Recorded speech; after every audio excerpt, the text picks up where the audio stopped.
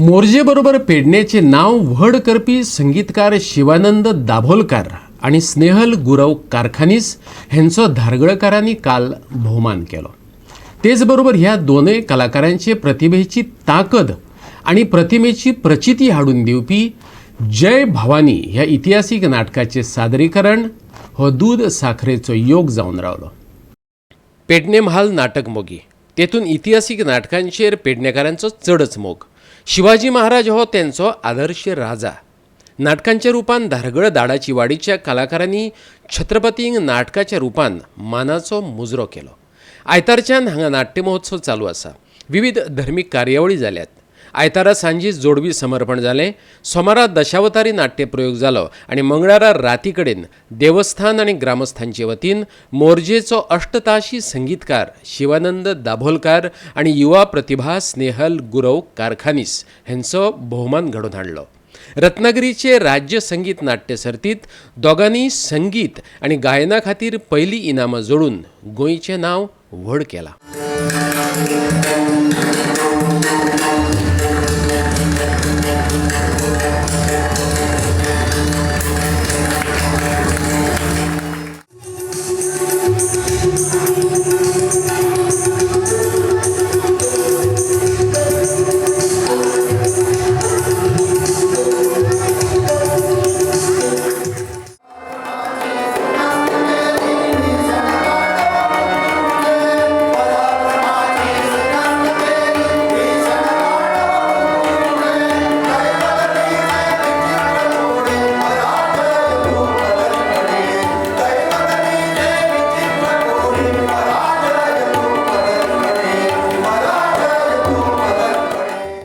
मंगळारा दाडेश्वर कलासंघ दाडाची वाडी धारगळे निर्मित जय भवानी ह्या इतिहासीक नाटकाचे मंचन जाले।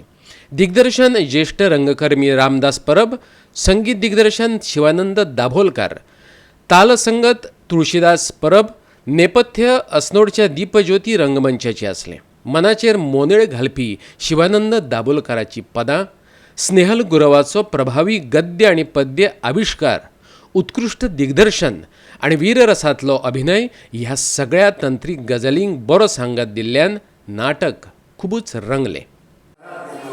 तुझ्या सुंदर लावल्या मला बोलून मी माझा विसरत तुला भाऊ बसा घेऊन समाधानी राहा असा वाटतं।